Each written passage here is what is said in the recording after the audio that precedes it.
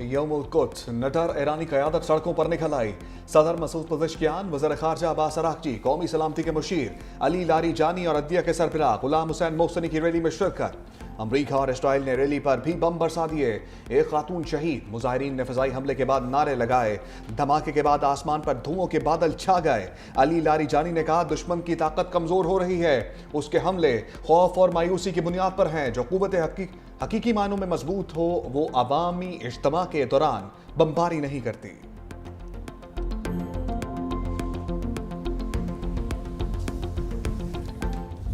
अगले हफ्ते ईरान पे इंतहाई सख्त हमला करेंगे। अमेरिकी सदर ट्रंप की फिर धमकी। फॉक्स न्यूज से इंटरव्यू में कहा, मेरा ख्याल है सदर पुतिन ईरान की थोड़ी बहुत मदद कर रहे हैं। ईरान से यूरेनियम कब्जे में लेने के लिए ऑपरेशन का इरादा नहीं। अब्बाए हुर्मुज़ से गुजरने वाले जहाज़ों को मुकम्मल सिक्योरिटी फराहम करने के लिए तैयार हैं। ड्रोन से बचाव के लिए हमें यूक्रेन की मदद नहीं चाहिए। ज़रूरत पड़ने पर बहरी जहाज़ों को खुद स्कॉट कर लेंगे।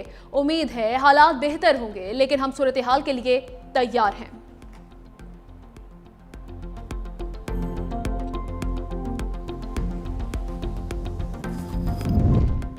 ईरान की मिसाइल बनाने की सलाहियत को मुकम्मल खत्म कर दिया।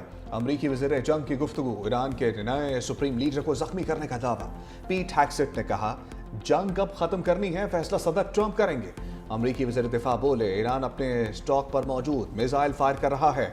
बहुत जल्द ईरान की तमाम दिफाई कंपनीज तबाह कर दी जाएंगी। CNN जंग से मुताल्लिक फेक न्यूज चला रहा है।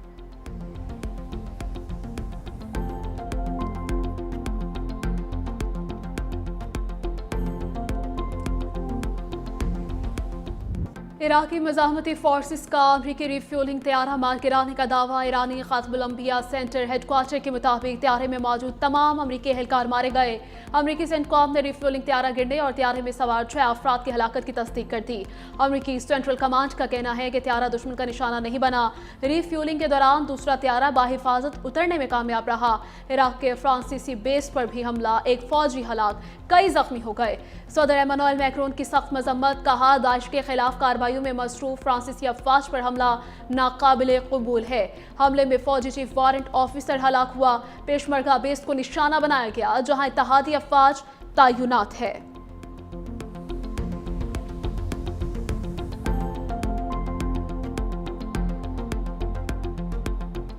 अमरीका और इसराइल के ईरान में हमले। 200 से ज्यादा अहदाफ को निशाना बनाने का दावा। तेहरान, शहरयार, हमदान, बोशहर और कराच में धमाके सुने गए। 30 से ज्यादा अफराद जख्मी। ईरानी फौज के इंफ्रास्ट्रक्चर को निशाना बनाया गया। कराच में आज डिपो पर हमले के बाद आग भड़क उठी। तेहरान के करीब तालकान में वाक़े न्यूक्लियर साइट को जंगी जहाजों ने निशाना बनाया। अमरीकी सेंटकॉम के मुताबिक ईरान में मजमूई तौर पर 6000 अहदाफ को निशाना बनाया जा चुका।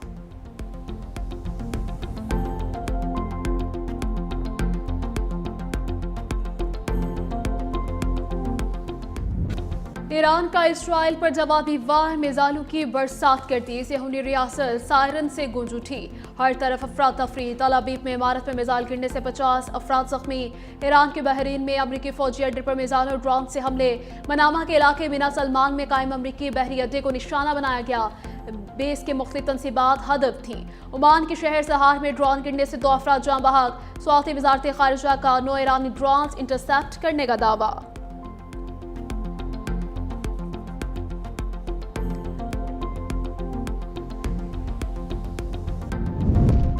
सियोनी फोर्सेस की लबनान में भी जा रही है तबाहकुन बमबारी में 5 बच्चों समेत मजीद 9 अफराद जाँ बहक। 2 मार्च से जारी हमलों में जाँ बहक अफराद की तादाद 687 तक जा पहुंची। 90 से ज्यादा बच्चे भी शामिल। यूनिसेफ का कहना है कि मशरिक वस्ता कशीदगी में अब तक 1100 बच्चे हलाक और जख्मी हो चुके हैं।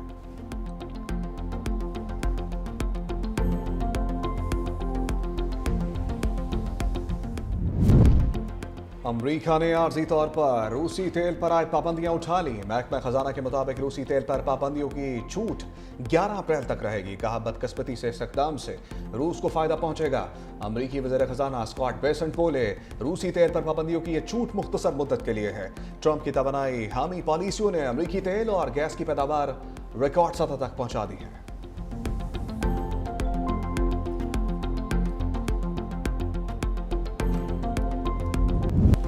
वज़ीर आज़म का पेट्रोलियम मसनूआत की कीमतें न बढ़ाने का फैसला, कहा मुश्किल हालात में आवाम तक रिलीफ पहुँचाएंगे। खित्ते में कशीदगी की वजह से आलमी माशरत इस वक्त दबाव में है, जिसके पाकिस्तानी माशरत पर गहरे असरात मुरतब होने का खदशा है। मुश्किल हालात में गरीब आदमी पर बोझ कम करने के लिए मुल्क की अशराफिया और हुकूमत से शुरुआत का आज़म किया गया। सूबाई हुकूमतें भी बचत इकदाम में वफाकी हुकूमत का भरपूर साथ दे रही है। सिफारती और मुआशरी टीम की कोशिशों की बदौलत खाम तेल की मुल्क की ज़रूरियात के लिए मुनासिब मिकदार मौजूद है।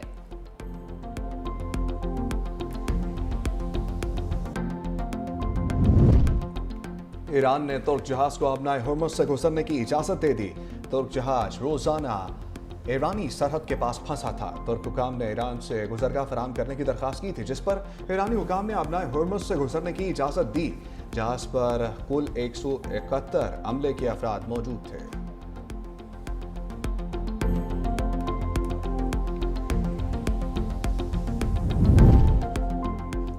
अपना हुर्मुज़ को लेकर भारतीय दोगलापन बेनकाब, बैक वक्त ईरान और अमेरिका से रियायत लेने की कोशिशें। खबर इदारे रॉयटर्स के मुताबिक भारतीय और ईरानी वज़ीर ख़ारजा के माबैन गुफ्तगू में अमेरिका के ईरान पर जाहिरियत को तनकीद का निशाना बनाया गया। भारतीय ज़राए ने दावा किया कि इसी राब्ते के दौरान ईरान ने भारत को तेल बरदार जहाज अपना हुर्मुज़ से गुजरने की इजाज़त भी दी। माहिरीन का कहना है कि एक तरफ भारत अमेरिका और इसराइल के साथ खड़ा है, जबकि दूसरी तरफ अपने मफादात के लिए ईरान के अमेरिका मुखालिफ बयानिए का हामी नजर आता है।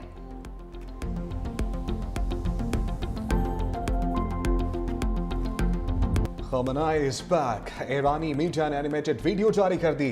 सोशल मीडिया पर वायरल 2 मिनट 45 सेकंड की ड्रामाई एनिमेशन में ईरान के साबिक सुप्रीम लीडर अली खामनाई के आखिरी लम्हात और उनके नजरियाती तसलसल को अल्लामती अंदाज में पेश किया गया। ट्रंप को हैरत और खौफ के आलम में दिखाया गया।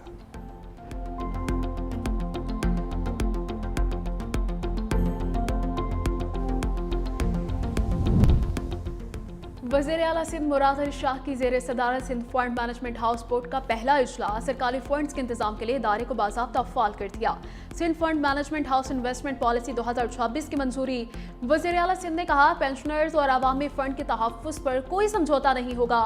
तवीलुल मुद्दती मालियाती इस्तेहकाम को तरजीह दी जाएगी।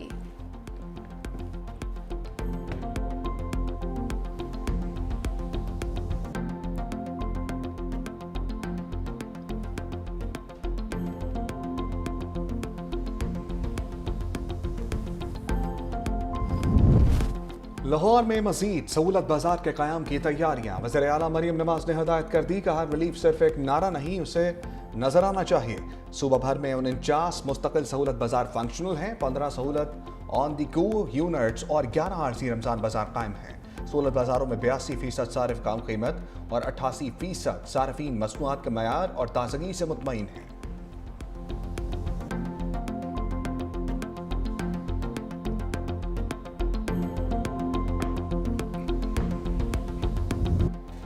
अखबार 12 एतवान का मुल्जिम 16 साल बाद बरी। सुप्रीम कोर्ट ने लाहौर हाई कोर्ट और ट्रायल कोर्ट के फैसले का रद्द करार देकर सलामत अली की फौरी रिहाई का हुक्म दिया।